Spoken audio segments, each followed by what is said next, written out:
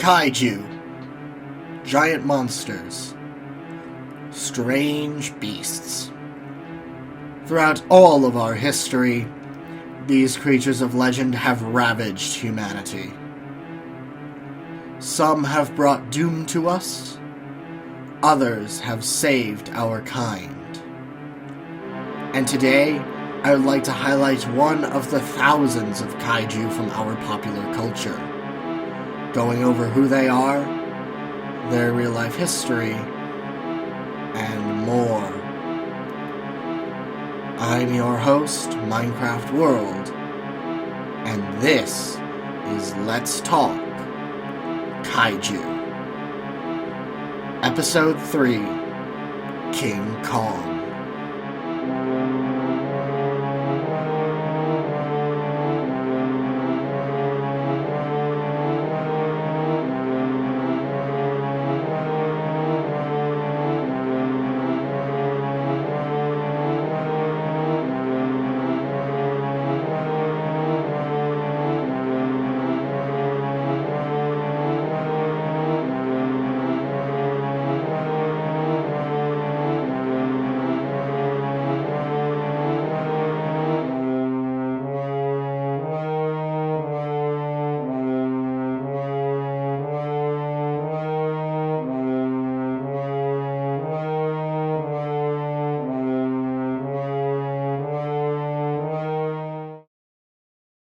Spoiler warning.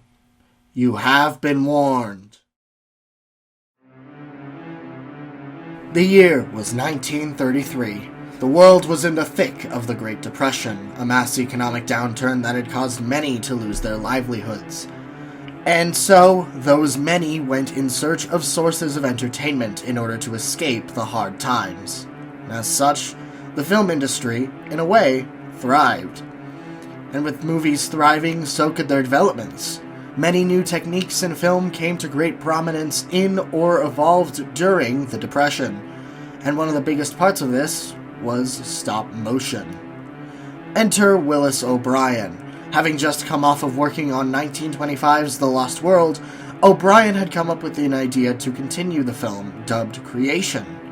However, the project didn't come through due to several issues. But O'Brien would take Creation into a different direction, and develop another idea he had. Now under RKO, he would get to work on another project involving dinosaurs. And with the help of director Miriam C. Cooper, RKO would release their project. After multiple titles and a long filming period, King Kong would premiere in March of 1933.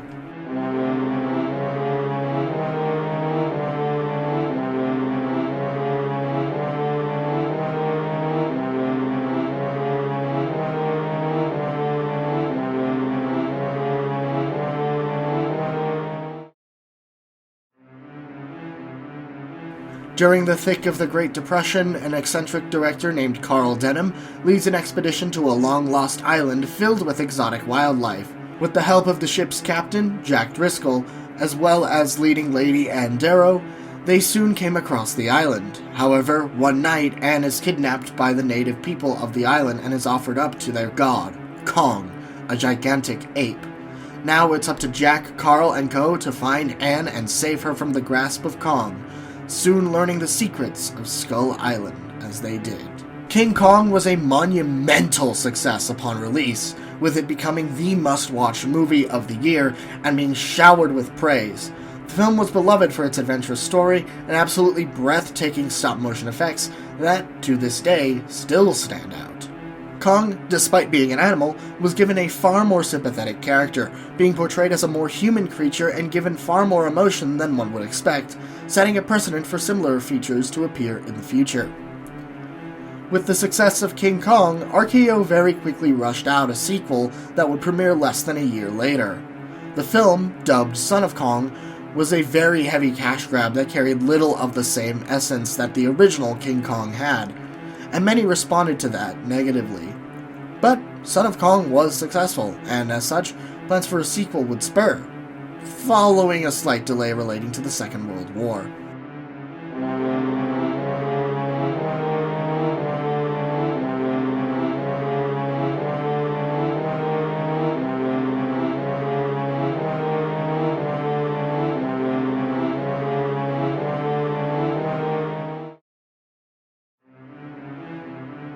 However, after that little hiccup, Willis O'Brien conceived of an idea in which Kong would fight Frankenstein's monster, or more accurately, an approximation of Frankenstein's monster. But, to make a very long story short, the concept would fall into the hands of Toho Studios, who would eventually ditch Frankenstein's monster for their own monster, whom they had been interested in bringing back, though they would make use of Frankenstein's monster later down the line. Released in 1962, King Kong vs. Godzilla would release to tremendous success, catapulting both Godzilla and King Kong into the public mainstay, and as such, the American studios would take full advantage of that, specifically Studio Rankin Bass, who would use King Kong in their own show. Partnering with Japanese animation studio Toei, Rankin Bass would premiere the King Kong show in 1966, a far more lighthearted interpretation of the giant ape that partnered him with a young boy and pit him against monsters big and small, including a large mechanical doppelganger of himself, dubbed Mechanicon. And Toho would take notice. As the show premiered, Toho attempted to work with Rankin Bass on their own interpretation, and after multiple attempts, including one that would become 1966's Ebirah Horror of the Deep, Toho would eventually get their film released. In 1967, they premiered King Kong Escapes, which served as a somewhat loose adaptation of the King Kong show, introducing the concept of Kong fighting a giant snake, which would reappear later, Gorosaurus, who would later join Godzilla's Rogues Gallery, and Mechanicon to the general public, having the character serve as the main antagonist to Kong.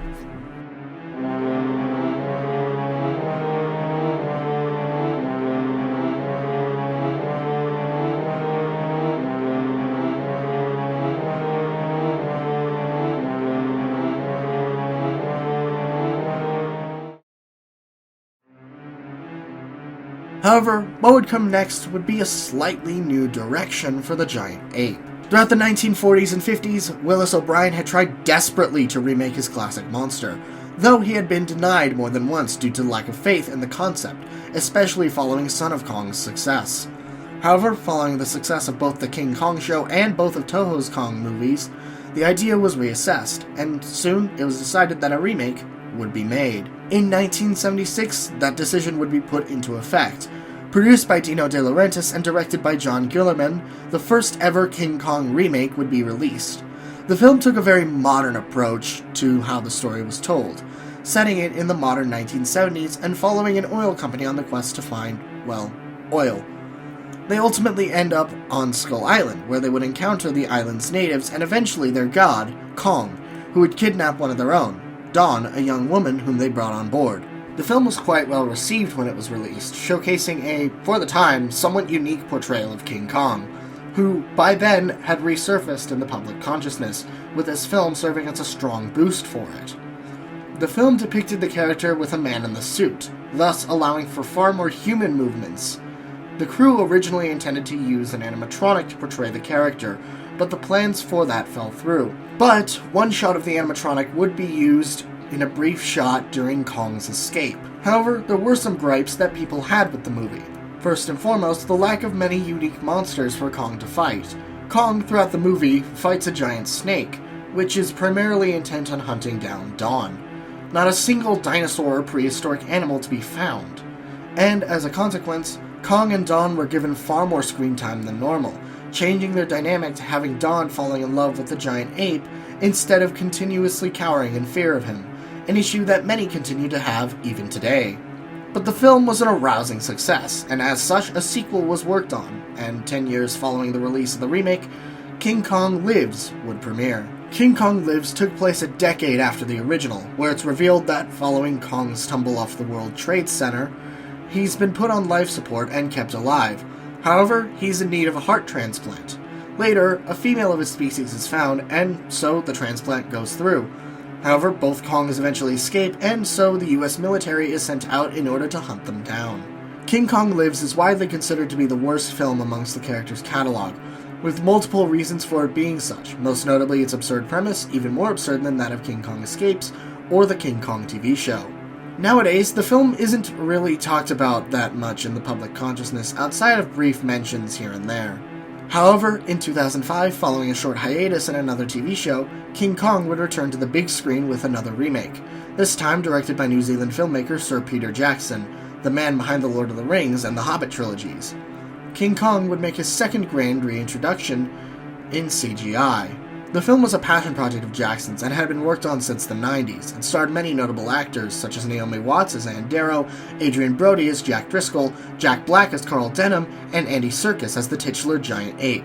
The film was a far more bloated and self-indulgent version of the original 1933 movie, keeping the story intact for the most part, but expanding upon a lot of its elements and fleshing them out more, even adding back a deleted scene from the original film, that being the insect pit. Upon release, King Kong 2005 was given the exact opposite reaction to its predecessor, receiving universal acclaim, with many appraising it for its spectacular visual effects, even being given an Academy Award for such, alongside sound mixing, sound editing, and production design, as well as its phenomenal interpretation of Kong and his native home, though some ire was thrown at Jackson's interpretation of the Skull Island natives.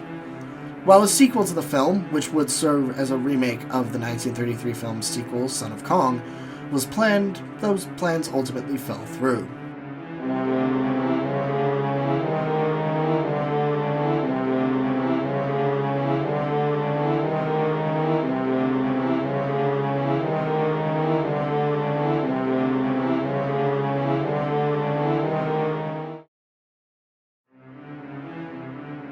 12 years later, Kong would make another comeback, but rather than a remake, this would be a straight reboot, as, due to legal shenanigans, the rights for King Kong were not exactly easy to get.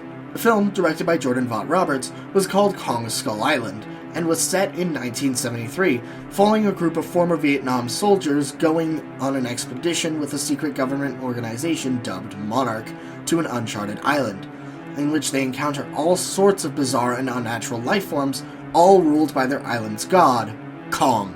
The film was a far more distinct interpretation of Kong, keeping a few familiar elements but changing a lot of the character dynamics and completely transforming the narrative, telling its own story with the pieces given, similar to that of the King Kong television shows or King Kong Escapes. That aspect was noted, and the film was given praise for such, among other aspects. Kong Skull Island was also notable in that it introduced Kong into the MonsterVerse, which promised to pit the giant ape against Godzilla once again. And in 2021, nearly 60 years after their original mashup, that's exactly what would happen. Godzilla vs. Kong would release following many delays and would be the grand theatrical comeback and launching title for HBO Max following the COVID-19 pandemic, giving audiences the grand and epic monster mash of the century. And audiences loved it! Well, for the most part. Derision did arise in regard to the lackluster human characters and bizarre plot, but many appraised the monster action. And with Godzilla vs. Kong's release, Kong was a mainstay in the MonsterVerse. Later, in 2023, Kong would get his own MonsterVerse TV show, simply dubbed Skull Island, a prequel taking place in 1994. And, in 2024, Godzilla Kong: The New Empire, a sequel to Godzilla vs. Kong that would see the two titular titans have to put their differences aside in order to stop an ancient warmongering titan and prevent the apocalypse. Throughout his over 90-year history, King Kong has fallen from high above and climbed out from the depths below. But if there's anything that can be learned from his story, it's that the eighth wonder of the world will continue to remain an icon. I have been your host, Minecraft World, and this has been Let's Talk Kaiju. Next time we take a look at the goddess of vengeance, Nemesis.